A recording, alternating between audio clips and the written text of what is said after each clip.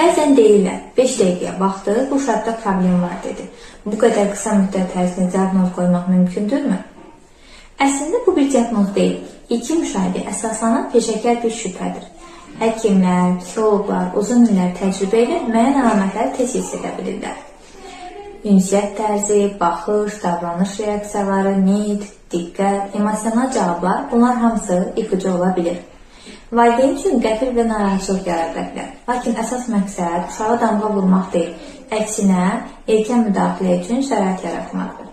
Əgər sizə də belə bir ehtimal deyilibsə, bu araşdırmaya dəyər bir siqnaldır. Yox deməyə yox. Unutmamaq lazımdır ki, uşaq inkişaf elə bir sahədir ki, gecikmək riskdir. Erkən fərq etmək, erkən dəstək deməkdir. 5 dəqiqəlik müşahidə bəzən 5 il sonraki rahatlığı təmin edə bilir.